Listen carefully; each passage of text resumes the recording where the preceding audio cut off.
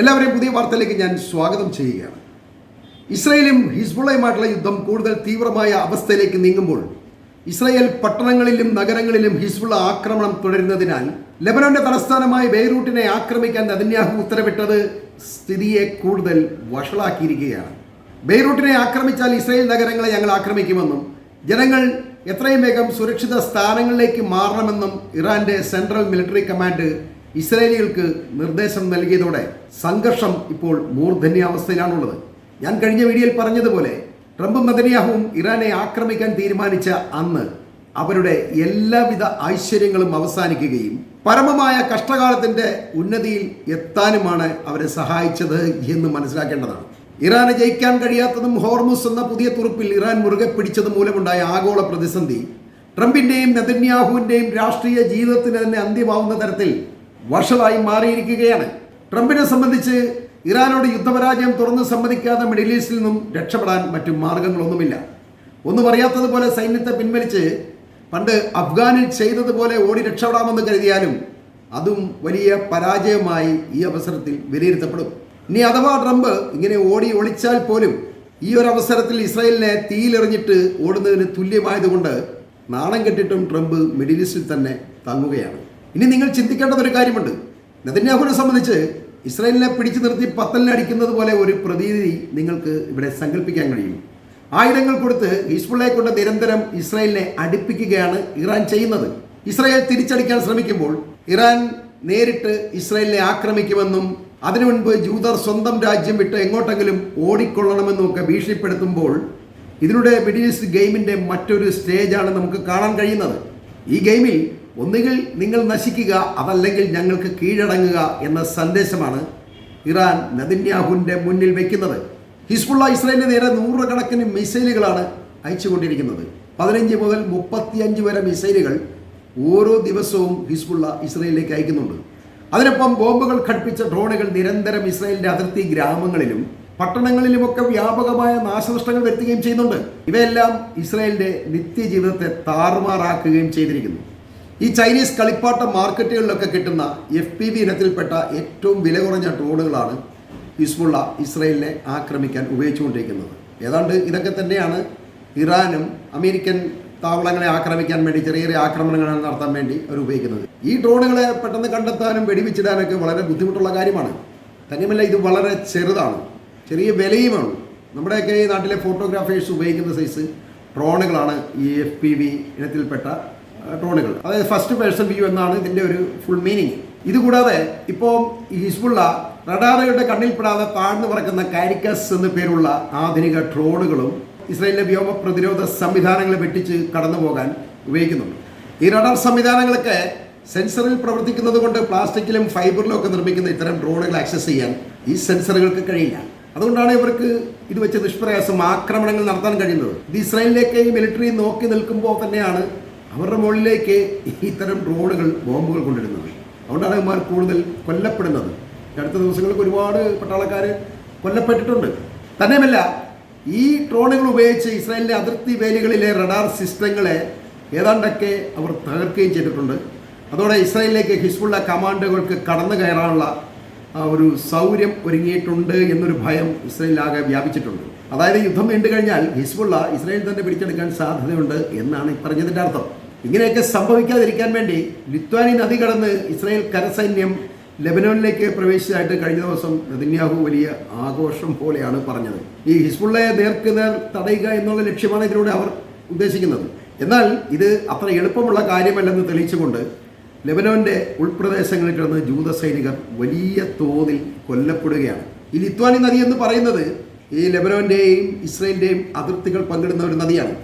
ഈ നദി കടന്ന് ഇസ്രായേൽ സൈന്യം ലെബനോനിൽ പ്രവേശിക്കുക എന്ന് പറയുന്നത് അതൊരു യുദ്ധപ്രഖ്യാപനമായി തന്നെ കാണാവുന്നതാണ്.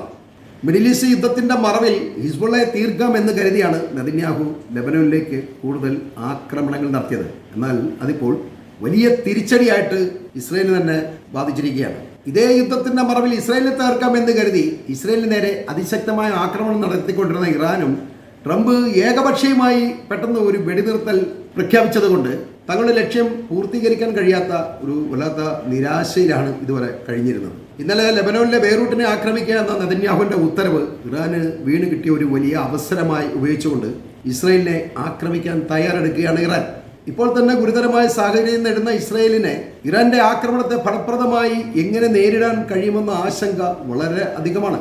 അപ്പോൾ ഈ ഒരു ആശങ്ക ഉള്ളത് കൊണ്ട് ഹിസ്ബുള്ള ഇങ്ങോട്ട് ആക്രമിച്ചാലും അതിനെ തടയുക എന്നതിലപ്പുറം തിരിച്ച് അങ്ങോട്ടൊരു വലിയ ആക്രമണം നടത്തേണ്ടതില്ല എന്ന ഒരു തീരുമാനവും സൈന്യത്തിനിടയിൽ ഉണ്ടായിട്ടുണ്ട്. അങ്ങനെ ഒരു തീരുമാനിക്കാൻ കാരണം അതിനവർക്ക് കഴിയില്ല എന്നുള്ളതാണ്. ഇസ്രയേലിനെ സംബന്ധിച്ച് പണവും ആയുധവും ഒന്നും കയ്യിലില്ല. അമേരിക്ക വല്ലപ്പോഴും ഇട്ടുകൊടുക്കുന്ന സാധനങ്ങൾ കൊണ്ട് മാത്രമാണ് ഇസ്രയേൽ ആക്രമണം നടത്തിക്കൊണ്ടിരിക്കുന്നത്. ഇസ്രയേലിന് നേരെ വലിയൊരു ആക്രമണം ഉണ്ടായിക്കഴിഞ്ഞാൽ പ്രതിരോധിക്കാൻ അവരുടെ മിസൈലുകളോ മറ്റ് പ്രതിരോധ സംവിധാനങ്ങളോ അയൺഡോം, അതായത് താഡ് അയൺഡോം ഇങ്ങനെയുള്ള സാധനങ്ങളൊന്നും അവരുടെ ഇല്ല.